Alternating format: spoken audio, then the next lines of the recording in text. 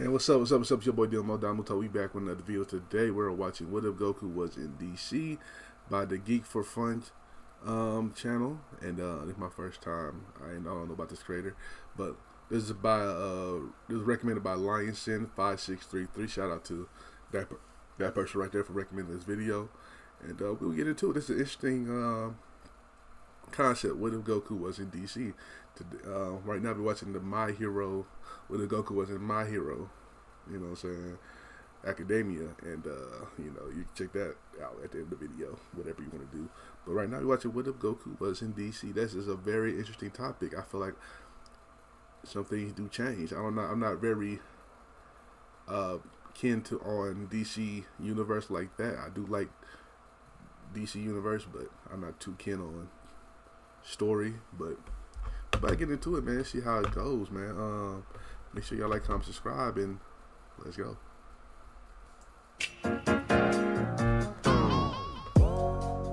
Goku and Superman, heroes of the East and the West, beings of immeasurable power, fashion icons. Their influence on pop culture, animation, and the comic book medium is of a magnitude few of us could ever hope to reach. And as such, this has led to the two figures being compared a lot.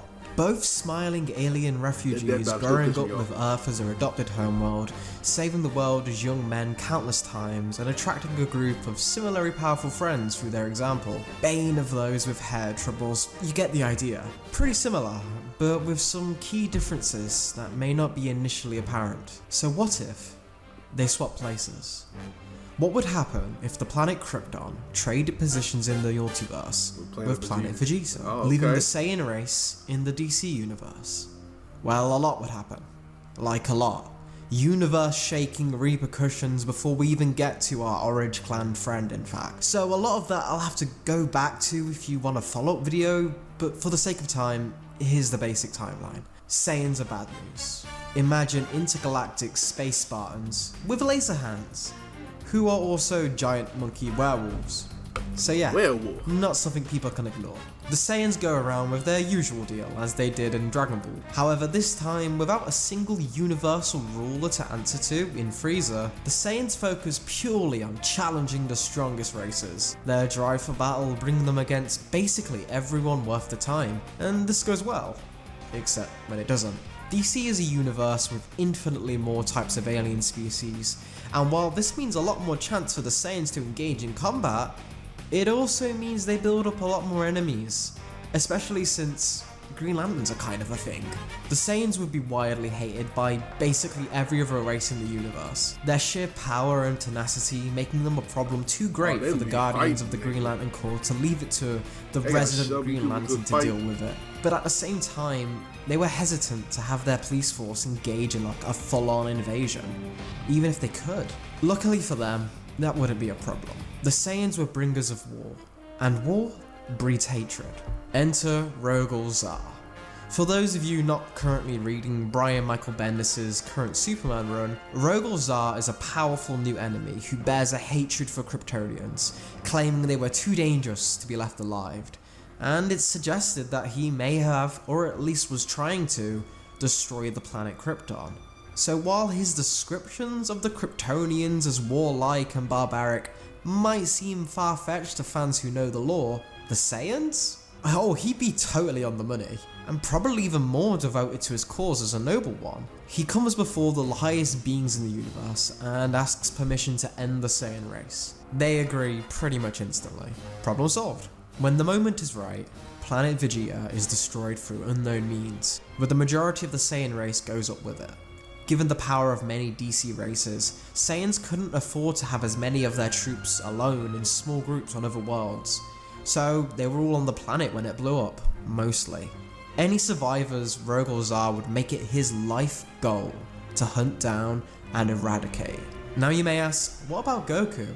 Well, luckily for this scenario, Earth is still a pretty backwater planet in the large scheme of DC, at least to the Saiyans. So little Kakarot still gets sent there to wipe out the inhabitants. Or, if you want the new take, Bardock gets wind that the Saiyans have pretty much pissed off the entire universe and figures his son would be better off on a planet without a target on it. So Goku lands on Earth, near the outskirts of Kent Farm to be exact. The Kents investigate the crash and find the baby in his pod. Now, the Kents see this as a miracle, even with the tail. They had been unable to conceive a child on their own, and so jump at the opportunity to take in the space baby as their own. Oh, and they probably name him Clark still, but for the sake of simplicity, I'm still just gonna call him Goku or Kakarot. Unfortunately for the loving Kents, Saiyan babies ain't little balls of sunshine. Kakarot is the ultimate problem child. Super strong, constantly hungry and wild, Martha and Jonathan manage to survive for a few years, but it pushes them to the brink. Any other parent would have long since ran away screaming, but the Kents were something else. Patient and loving don't even come close to describing the level of discipline they had to raise a Kryptonian baby. A Saiyan would be harder, but not impossible for them. But with all the rocky situations like this, there must come a breaking point. One night, be it waking up in the night or an attempt to sneak out, the young Kakarot takes a glimpse of the full moon for the first time. Jonathan and Martha watch in horror as the child they took in becomes a gigantic monster, rampaging through their fields. Jonathan tries to console the monster, attempting to reach his adopted son through the beast. He is crushed in a single blow from the ape's fist.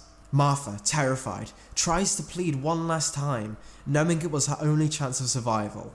But before the great ape could do further damage, a Green Lantern arrives on the scene. Abin Sur, the Green Lantern before the ones you might be more familiar with, was sent by the Guardians to find the Saiyan pods sent to this sector and eliminate or capture the warrior within. Although his search up to that point had led to nothing, the distinct energy absorbed and given off by Saiyans undergoing a Great Ape transformation alerted his ring, and he arrived on the scene. The Lantern battled the monster, even his great power struggling to combat the beast without lethal force, until a stray shot cut Kakarot's tail, undoing the transformation and leaving the now unconscious child to fall headfirst into a crater formed from the battle. Abin Sur was disgusted to find out it had been a child he was sent to eliminate, and as such, knowing that without his tail the child was no immediate threat, felt it was right to give the Saiyan race a chance at a fresh start. He would entrust the grief-stricken Martha not to make this night a mistake, and to raise this child right. When asked by the Guardians, Abin Sur simply stated that the threat was eliminated. The Guardians, not really wanting to push the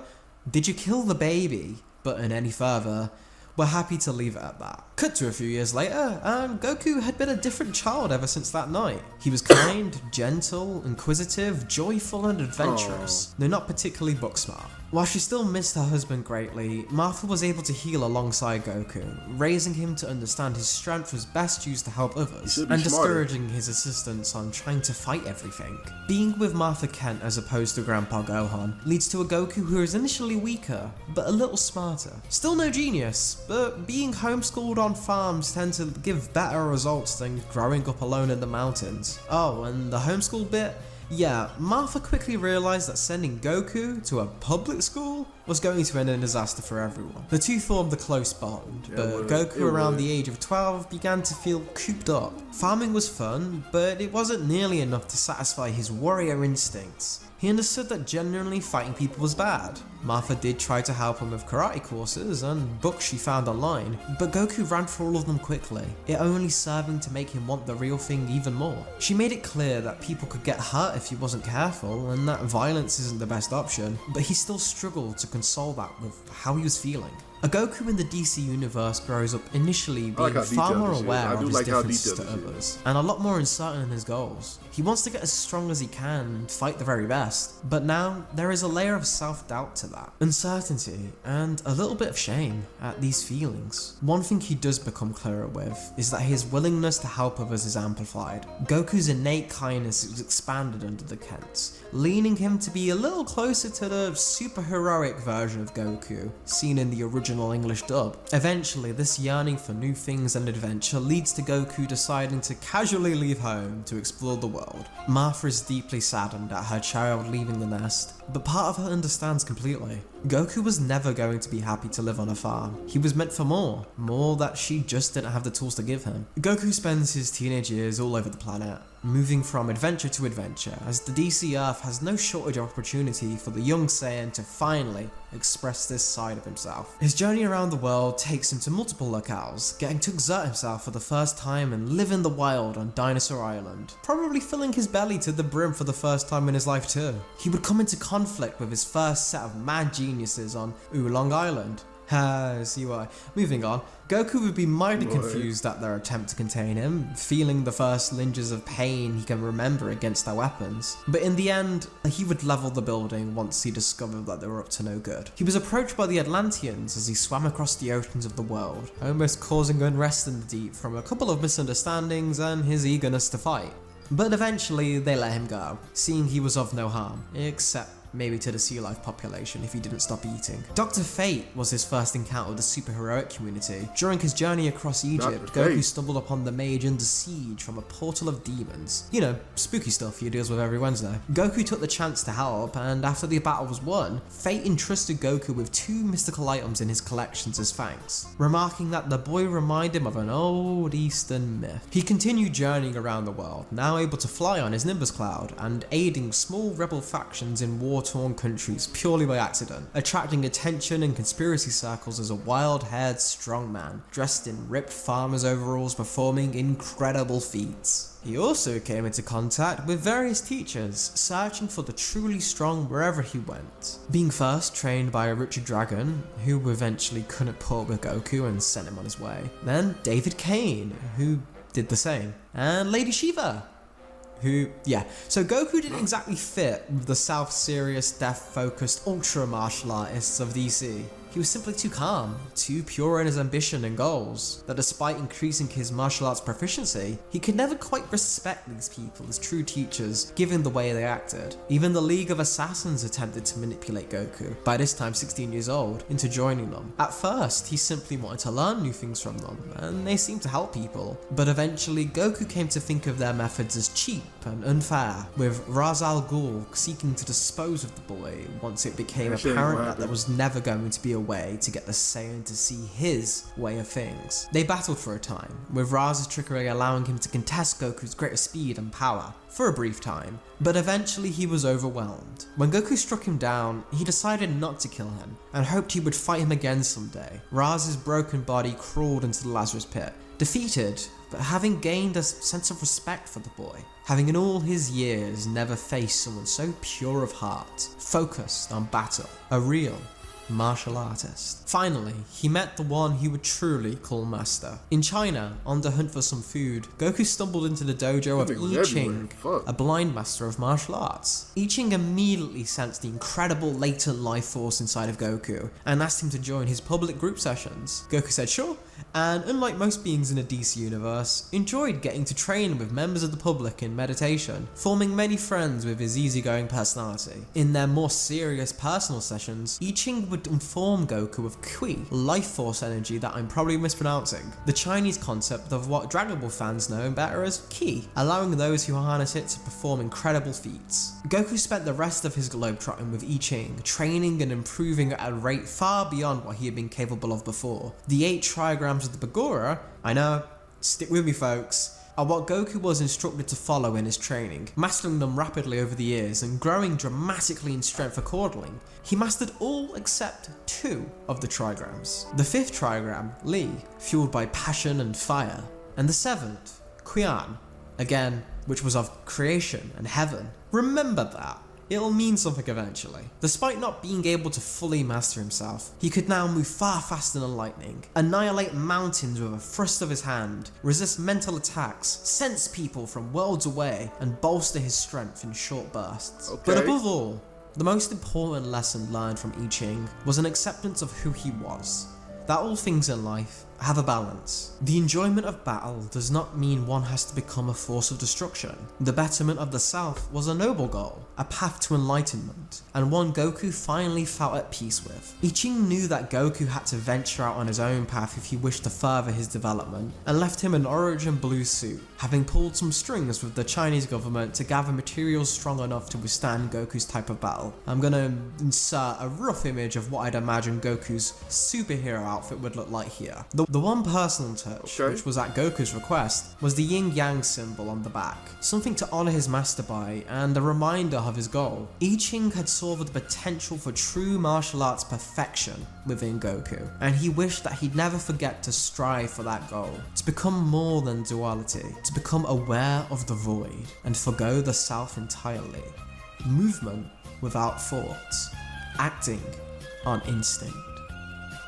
Ah, well, I can't imagine anyone pulling that off. Goku became a free spirit, but his first for stronger opponents eventually brought him to the big city, Metropolis. Lex Luthor, the most powerful man on Earth, they say. Goku immediately challenged him to a fight, became confused when security tried to remove him, and then even more dumbfounded when Luthor was nearly knocked unconscious from a single poke. Despite more education in DC Universe, Goku was still Goku. The Daily Planet reported the scene, the humiliation of Lex Luthor by a martial artist in an origin blue jumpsuit. Saved from the mobs oppressed by Jimmy Olsen, Goku was informed that Luthor was powerful in other ways, not punch-ups, but that he was a real bad guy. Not really understanding everything, but seeing the chance to try and defeat a different kind of strength, he decided to help any way he could.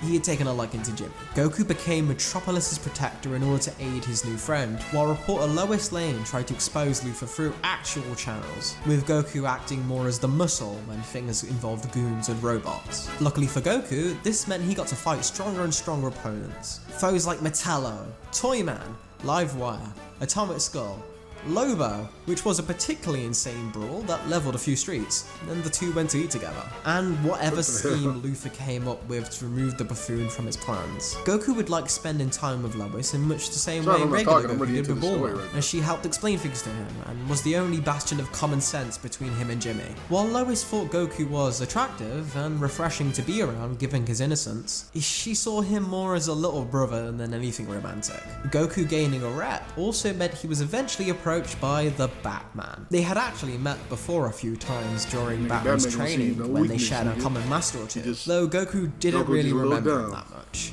which annoyed Bruce. Batman explained to Goku that he did some digging into just who he was, and put together quickly that he was the Kent's boy, and had been the one who killed Pa Kent. The revelation shocked and horrified Goku, which Batman used to enforce the idea that he owed it to that man to help others more seriously with his power. Batman saw Goku as a potential threat, and wanted to make sure he was on the right path to being more than just a hero for fun. Still, Batman respected Goku as a fellow martial artist, and felt that he wasn't a total lost cause, even if he was far from the motivated weapon of justice that Bruce was. Soon after, they encountered Wonder Woman together, and soon the Trinity found their leader in Diana, the middle ground between Goku's naivete and Bruce's cynicism. Goku particularly enjoyed regular sparring sessions with Diana, who was the first opponent he couldn't defeat, feeling himself get stronger after every beatdown she gave him. Wonder Woman, on the other hand, was so relieved to find a friend in a man who was basically just an Amazon. Eventually, Goku slowly met other heroes which were popping up over the world, and he learned from their amazing powers to try and push his own. Seeing the Green Lantern firing energy blasts led him to mimicking it with his Qui. Seeing Wonder Woman flying led him to develop it himself. The Flash gave him the idea of using after images, and even Shazam helped him develop the trend of shouting his attacks. For some reason, it came naturally to Goku, despite many of us finding it strange, while the younger heroes saw it as the coolest thing ever. So that's Goku in DC. Not a symbol of hope, truth and justice by any means, but a more spiritual hero, one who encourages people to be better than themselves and take a breath now and again. A laid-back protector who may need to work on controlling property damage, but always means well and saves lives nonetheless. It's an interesting notion, and one I feel like could be explored a whole lot more. For example, what happens when a family member, a bold man, and a certain Saiyan prince decide to pay Earth a visit in search of Kakarot? Let's do it. Part 2.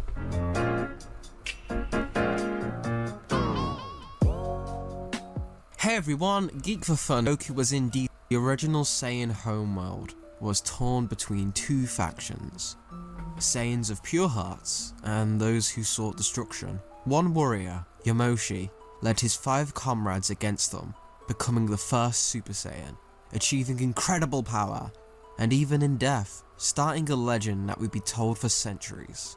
The Super Saiyan that appeared once every 1,000 years. A Saiyan who overcomes the wall which no warrior, no matter how gifted, can overcome.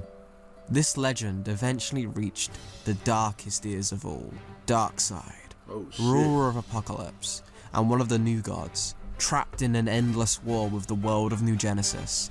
Darkseid schemed that if he were to one day control the Warrior of Legends, it could help him tip the balance in his favour. Unaware of how they were being watched by outside forces, the Saiyan race continued to grow after they escaped the destruction of their original home. They arrived on planet Tuffle, which after decades of war was renamed to Planet Vegeta, once they fully conquered the native Tuffles, and they stole their technology for themselves. King Vegeta's reign proved fruitful, as he began using the nearby world of Daxam as a training ground for young Saiyans, keeping the people there weak on purpose but never fully wiping them out. A planetary punching bag for the Saiyans to practice war. As the years passed, the king grew more and more paranoid.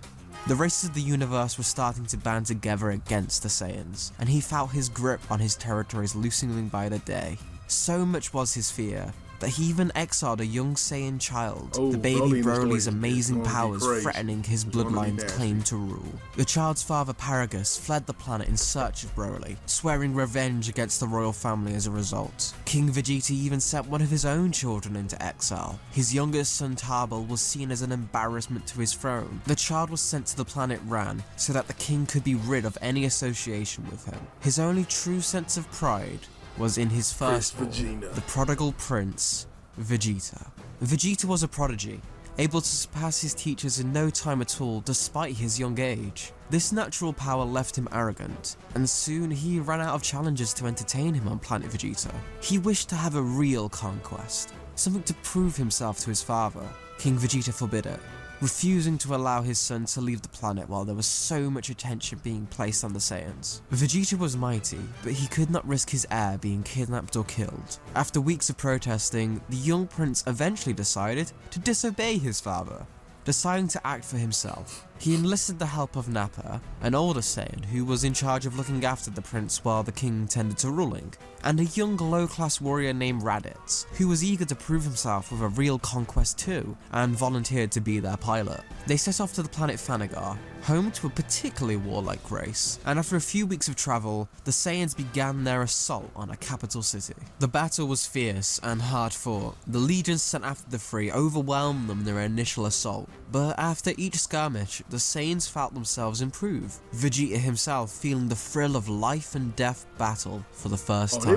On their final assault, however, the Saiyans decided to use their fake moons and allowed themselves to transform into their Great Ape forms, which finally allowed them to take a city for themselves, slaughtering the defending forces and leaving the Saiyan royal crest carved in the city's ruins. Feeling that their thirst for battle was satisfied, the Saiyans made their way home, expecting to be greeted as heroes with cut-off wings and helmets as trophies. Unfortunately, all they saw was an asteroid field where planet Vegeta once stood. As Raditz wept for his parents, and Nappa stood in horror at the thought of his comrades that now were lost, Vegeta gritted his teeth in anger. This was to be his moment of glory, his first step to taking the throne and ruling as king, now gone forever. The people of planet Vegeta didn't matter to him. This was more an affront to his pride. Quickly, he demanded Raditz take him to Ran, knowing that if this was attack on the Saiyans, his little brother will most likely be next on the list, and that would lead him to the people responsible. When the trio finally arrived, they found the lone warrior standing in a wasteland, Rogol Zar. He had gone out of his way to ensure as little civilian casualties as possible, though this was more a courtesy. Crawling towards Vegeta was his little brother Tarbal, barely holding on to life. Before the kid Vegeta had a chance to react, Rogol Zar ended the child's life with a thrust of his spear. Vegeta knew at that moment that this man was the one who had destroyed his planet, his people, robbed him of his he had to kill Carbon birthright, like that. and now stood gloating over killing a member of his royal family. He could not allow this to stand. And so the young Saiyan charged at Rogol-Zar with all his might, Raditz and Nappa quickly following suit. The trio already moved like a well-oiled machine, having grown accustomed to each other's movements through their short time together, allowing Nappa to take charge while Raditz served as a distraction and Vegeta the overwhelming force. It meant nothing to Rogol-Zar, who allowed every blow to land on him without budging an inch. Every blast, every kick, every punch, combination, everything they tried, nothing could stop this monster. He fought back at incomprehensible speed, Raditz feeling the impact of the punch long after it sent him hurtling to the ground. Nappa was thrown like a ragdoll, smashed into the ground repeatedly as his bones cracked with the sound of thunder. Vegeta lasted the longest. Despite his young body being covered in wounds, he refused to yield, biting his glove to hold up his broken fist to fire energy blasts. Rogol-Zar placed the boy under his boot heel, as the other two Saiyans lay broken on the ground, unable to do anything but watch. With this act, he would have saved the universe from the Saiyans' impurity. The blood of the last son of Vegeta would mean his work is done. The Super Saiyan would never rise to threaten the universe again. Unfortunately for Rogol-Zar, he was quickly blasted back by the sudden opening of a boom tube. Parademons rushing through and grabbing the Saiyans through it, keeping Rogol-Zar from having the time to intervene. He screamed in frustration as the portal closed, the laughter of the parademons fading as he crushed their skulls in anger. His victory had been stolen from him, and now the Saiyans were in the hands of someone far, far worse. Vegeta opened his bruised eyes, no longer facing Rogol-Zar, but the embodiment of evil itself, Darkseid. Beside him, Granny Goodness, who was already instructing her minions to take Nappa and Raditz away. The Saiyan Prince crawled to his feet, asking who dare interrupt his battle, demanding to be sent back so he could finish his foe. Darkseid laughed as the tiny prince stared at him without the slightest hint of fear. Vegeta, curious at this new possible enemy, asked who he was. Darkseid blasted him with his Omega Beams, making the young warrior scream in agony as a pain unlike anything he had ever felt before overwhelmed his body, as if to say, that is who he was. Darkseid lifted the child by his collar, bringing him to his face as he explained from now on, he would be his father. He would now have become a child of Darkseid, his loyal son, a prince to Apocalypse, an heir to a dark legacy far beyond the scope of a Saiyan empire. The Saiyans weren't as bad as most other races. They understood that being stronger meant them better than everyone else. However, that alone was not enough for Darkseid. If he served him well, not only would he be able to kill Rogol-Zar, Vegeta would be able to rule the multiverse itself in the name of Darkseid. Vegeta laughed, exclaiming that he would rule it only for himself. Darkseid laughed too, then proceeded to blast him again. Darkseid is... Vegeta and Raditz would be sent to Granny Goodness's orphanage, where alongside the other captain children like Big Barda and Scott Free, they would be tortured, trained, and moulded into loyal servants of Darkseid. Given his age, Nappa was first sent to be a slave. However, Darkseid quickly realised that having a Saiyan in the gladiatorial pits would bring far more interesting results. When Nappa thanked Darkseid for this chance, he had his tail removed as a reminder of his place. He was not a warrior, he was a tool for Darkseid, not a Saiyan. He was but an extension of Darkseid's will. Damn, Darkseid. Darkseid out here Raditz would be restricted food when he was thought to be misbehaving, held for weeks on end without access to water. His small body chained to a wall where the passage of time felt like forever. Slow starvation is agony to any being, but to Saiyans, the level of pain is unimaginable. Sometimes, Granny Goodness would come and listen to him cry for his little brother, who he knew was still out there, that he would get strong and come rescue his big brother from this abyss. These outbursts led to longer periods of starvation. As his mind began to break, that hope turned into hatred, resentment for the child his parents gave a better life to on this planet Earth. while he was in hell. All he had left now was the hate. Dark side is. Vegeta trained. He trained until his knuckles bled.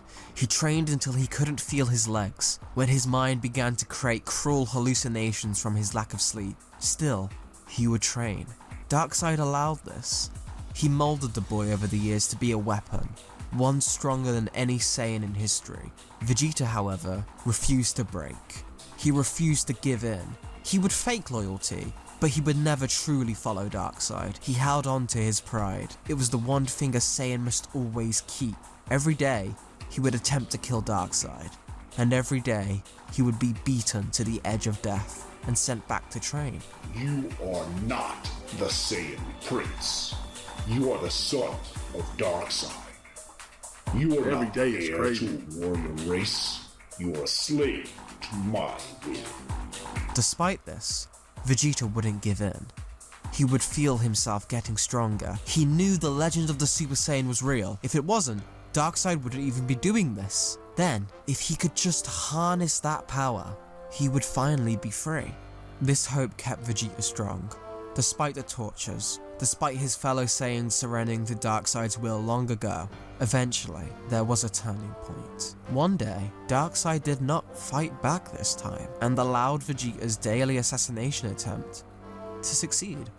The boy was in shock, unable to process what he had done, until, just as the first spark of joy began to surface in his heart, Darkseid's true form whispered two simple words into his ear. Vegeta then realized there was no killing him. He was beyond the concept of death. He wasn't a tyrant. He wasn't a foe you could surpass. He was everywhere. No amount of training could bridge this gap. He was every dark thought in men's minds. Vegeta fell to his knees, tears streaming down his face as the proud Saiyan finally grasped the true nature of what now stood before him. Damn, Vegeta. Darkseid is. From that moment on, Vegeta became Darkseid's knight, eventually besting his firstborn Kalibak in a dramatic display and taking full control of Darkseid's armies. Beside him were Raditz and Nappa. Their strength also dramatically increased from their hardships on the planet, and they would siege worlds for Darkseid, taking care to work in secret as to not alert New Genesis. Finally, having proved himself worthy, the Saiyans were gifted armor forged in the fire pits of Apocalypse, and given an ultimate task. Before they could wage war on New Genesis, Darkseid required the anti-life equation, a legendary formula said to be found on Earth in the minds of humans that held the power to enslave all beings in the universe to Darkseid's will. Raditz smiled, finally having the chance to meet his little brother after all these long years. Nappa laughed, his scarred body aching for a real challenge, and Vegeta, with but a simple smirk, activated the boom tube, leading the three to the planet Earth. Shit. Of Darkseid. Hold on now. This is fire right here. This is fire. Shout out to the Geek for Fun, man. I like this concept. I like the concept. I like the detailing of the story as well. Shout out to Lion Shin for the recommendation. We're gonna watch some more parts soon. Let me know how you feel down below about the story, and make sure you like, comment, subscribe. Check out some other videos, some what ifs that I watch on this channel, and make sure I'll catch y'all next time. Peace.